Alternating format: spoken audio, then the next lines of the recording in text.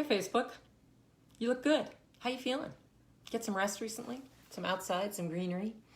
I apologize to those of you. Apologies to those of you who may have tuned in a moment ago. I had some technical difficulties, and those of you who are really paying attention, I usually do these on Thursdays, and it is now Friday. But I spent the better part of yesterday trying to, and a lot of this week, trying to go through, the lists of bills that we passed, try to figure out, on the things we voted on, which ones the Senate also voted on, which ones the governor has signed. Trying to get a handle on exactly what happened as the legislative wrap-up season begins and begin to have various events in which I'm summarizing what was done and what remains to be done. And there's definitely big things in both categories. So my little preview, first of all, I'm doing this on a Friday, obviously. I usually follow this with a newsletter, which I will do in this case. My newsletter is going to go out on Monday. And because a lot of what I'm going to try to cover quickly today is a summary of various bills, that may very well, I think some of that is going to be handled in more detail in the newsletter that I will put out. So that will have more detail on it. Although, as I said, the dust is still settling.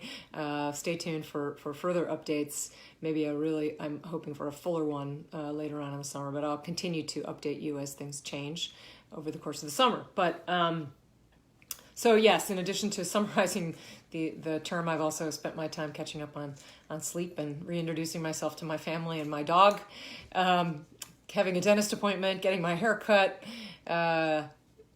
getting my car fixed, all the things in life that you put off when you're busy with other things. So I'm very happy to be back making the rounds in the district and seeing many of you that I haven't been able to see in person over the last several months. So just to summarize a few things, I did a newsletter last week, I believe, on the budget, which is a little bit a more thorough newsletter. And if you would like to, I think again it's a detailed document. The budget itself comes in at over 500 pages.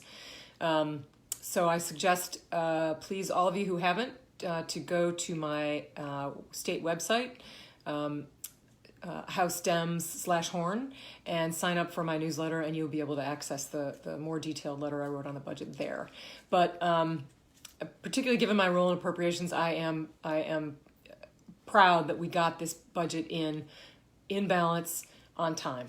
Again, that's not to say that it's perfect or that there aren't things in it that I would prefer were not in it, but it's complicated, and this is a collective body, and you have to decide which things to fight for. And I'm pleased, among other things, that we were able to push back against the governor's suggestion that we shift the cost of teachers' pensions onto municipalities, and we did not do that. And I'm very happy that we didn't do that because as I've said before, I think that's not really a straightforward addressing of our budgetary issues.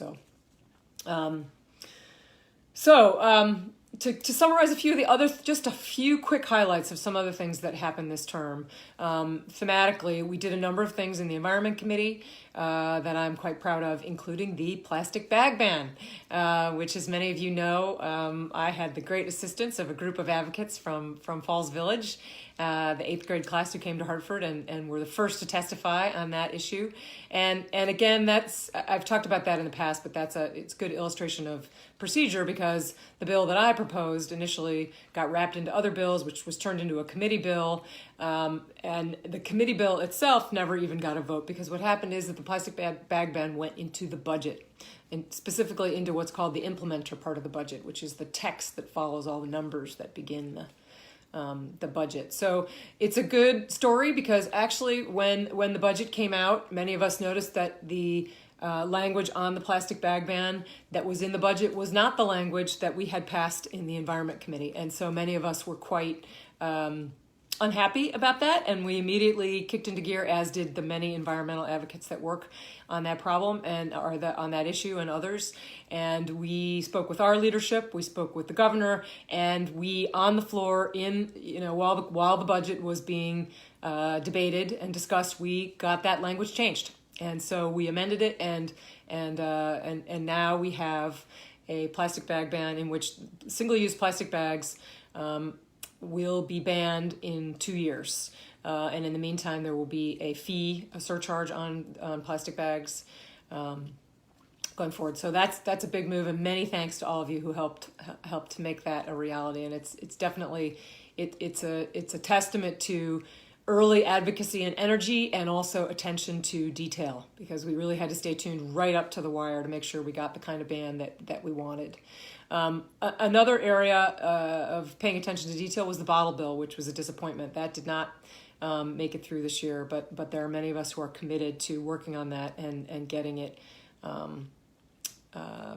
getting a good bottle bill passed next term, or if not next term, a year after that. So that's stay tuned for that. That was didn't make it through, but we also did get a bill through that's directed at Cricket Valley that will help towns that are in that could be affected by Cricket Valley when it comes online. That's the Energy Center in Dover Plains, just over the border in New York. And this bill that we passed will make sure that the towns who are monitoring their air quality to make sure that Cricket Valley lives up to its promises will have access to technical assistance from DEEP, so that we can track that very carefully and make sure that the promises are being fulfilled. And if they are not, we can do something about it to affect the situation. So that was good too. Another thing on the environment thing, one of the things we did was protect in the governor's initial budget, some funds were. A small amount of funds were swept out of the Passport to the Parks fund. No, sorry, let me rephrase that. They were not swept out of that fund, but they were taken out of the Passport to the Park fund and spent on other environmental uses, but not the specific parks. We changed that and made sure they were all good initiatives, and they will be funded, but they were funded out of the general fund rather than out of the Passport to Parks fund. And of course, as I've said before, the Community Investment Act, which many of you know is really important to us here in the Northwest corner. It's focused on dairy farms, historical preservation, affordable housing, open space. I mean, these check a lot of boxes that are important to us around here. And we were able to make sure that those Community Investment Act funds were kept segregated and spent on the purposes for which they were intended, and not in the governor's original budget. They were still expended on the same things, but there was a little bit of hiding and weaving them into the general fund. We want them kept separate so that it's very transparent that they are continuing to be spent on the purposes for which they were designed. So those were both things I was happy about. On healthcare, we did some great things, and we have some work to do. On the plus side, we passed a mental health and substance abuse and physical health parity, which essentially requires health insurance companies to ensure that they treat mental health issues equally with physical health issues. We already had some legislation that required that, but this makes it them accountable. It essentially makes them report to us on that and to ensure that that's happening. So that was a good bill. We protected pre-existing conditions, which of course the Affordable Care Act required that those with pre-existing conditions be covered, but the Affordable Care Act is under attack at the federal level and being dismantled. So we in Connecticut passed that as a protection, so that to keep those with pre-existing conditions protected. We also expanded access to Husky A. There were about 3,500 people who had lost their health care under that plan in earlier years, and we restored them. And I'm particularly proud about that. I had a lot of people that I spoke to during the campaign for whom the various Husky or Medicaid services in Connecticut had worked really well, and when they'd been removed from the program, it was a real hurdle. So I'm very happy about that. There were other bills regarding prescription drug costs, for example, allowing us to import them from Canada, where drugs are significantly less expensive for a variety of reasons. That did not pass. It passed the House, but not the Senate, I believe. Didn't get a vote in the Senate. So I'm hoping to continue to work on that. I'm a big believer in being creative and bold in working on containing healthcare costs. And we had some good bills, the public option bill that fought very big, that was quite complicated, and then other more targeted, smaller bills like this prescription drug bill that I think really went after healthcare costs. And I'm it's not surprising that it takes more than 1 year to get those kind of things through, but we got to keep up the energy, and I think that's good. That healthcare this is important for citizens, it's important for businesses. This is critical across the line, so we got to keep focused on that. We did some things for veterans. We passed created a military to machinists workforce training program, which is pretty exciting. And did things like provide public transportation to them make sure they have access to public transportation at a reduced rate. We did a variety of things that were focused on seniors, like protecting the Medicare Savings Program and rejecting an asset test that an asset test in theory is a good idea, but this one was set at a not an appropriate level, and so I'm pleased that that came out. We also, I'm going to try to cover the things that maybe won't be covered elsewhere. I've already talked about, we passed 3 gun safety bills this year, which I'm also very happy about, particularly very pleased that a lot of them got really strong bipartisan support, and that is a testament to really, I think, the leadership of the Judiciary Committee on both sides, who worked really hard to make sure that those bills got edited. I mean, some of them got amended right on the floor to address concerns that, for example, there were 3 bills that we passed. One was a ban on ghost guns, which are people who order parts online to assemble guns at home, and the real issue with those is that they're untraceable. They don't have serial numbers attached to them, and that's a real problem for law enforcement. And those guns end up in crime at a higher rate than others, and so that was important. And the other bills were related to safe storage, and for example, the one that was related to safe storage of a firearm in an unattended motor vehicle, we amended on the floor to address situations that people raised about, maybe if you don't have a trunk in your car, which you could have used to lock up a weapon, you don't want to have you might not necessarily want to have a gun safe sitting on your back seat where somebody can see that, and it's like a big bleeping sign that you have this firearm in your car. And so we allowed people to also store them in locked glove boxes, in toolboxes, in other ways that can help alleviate that issue. So I think they're important bills, and they were worked out in a way that I found really constructive and motivated towards reducing gun violence, which is important. We also passed a bill that raises the age for tobacco and vaping products to 21. And as the parent of 22, a 20, and an 18-year-old, I talk to my kids about vaping, and they have a lot of friends who vape, and that it's a real public health problem. And there's a lot of evidence now to suggest that if you don't start smoking, by the time you're 21, if you haven't started smoking, you probably won't, and that is a good thing.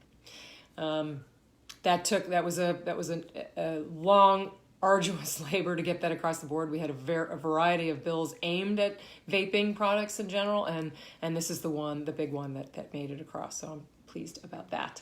There are some issues for the longer term that will get addressed in the future, I hope. One of them is municipal gain, which I've talked about before. Essentially, that relates to increasing connectivity.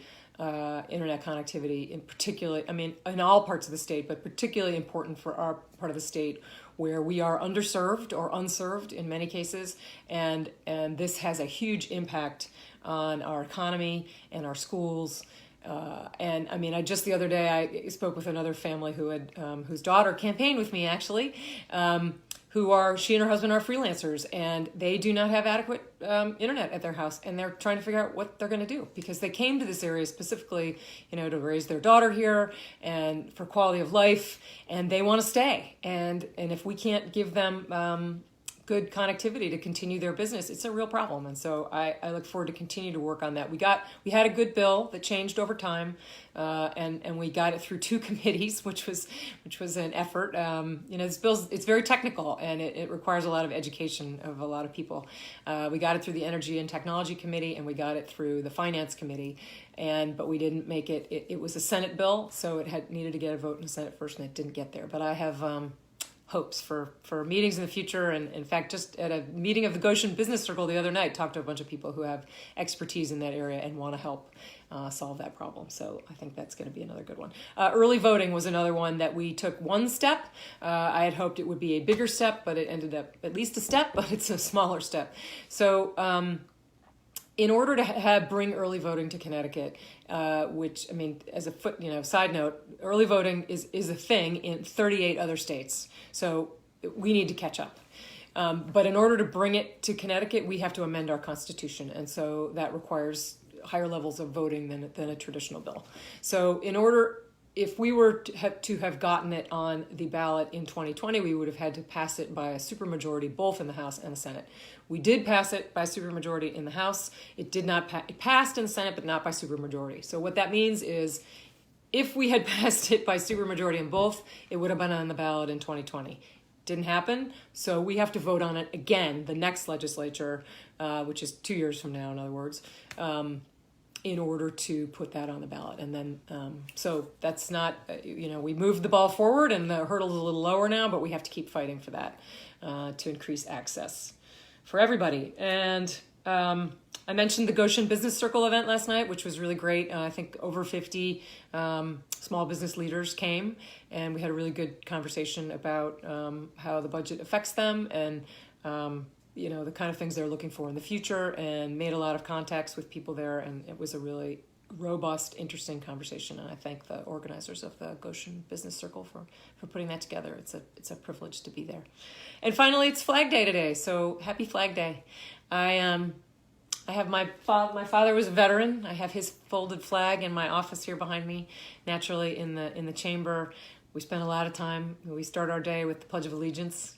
And so flags are, and I will note, I think the biggest flag I've ever seen in my life when I went to the wake for Bullitt Sherwood, who was a fixture and long time dedicated volunteer in Salisbury to the fire and ambulance squads, and basically, was there at every sort of municipal crisis we've ever had. There was Bullitt directing traffic with a wink and a smile. And at his services, they had a huge flag draped, hanging from the firehouse, and I think that's a tribute to the huge heart of Bullitt Sherwood. So we will miss you, Bullitt, and it's nice to think of that on Flag Day. So I am actually on my way to a Flag Day ceremony in Torrington in a little while, and maybe I'll see some of you there. And if not, have a great weekend, and I'll catch up with you next week. And if I haven't said this already, the newsletter that accompanies this is going to go out on Monday this week, because it'll have more detail in it, and it's Friday afternoon, and I'm trying to give people a little bit of a break. So we'll have everybody help get that out on Monday. So thanks very much. Have a great weekend. See you soon. Bye.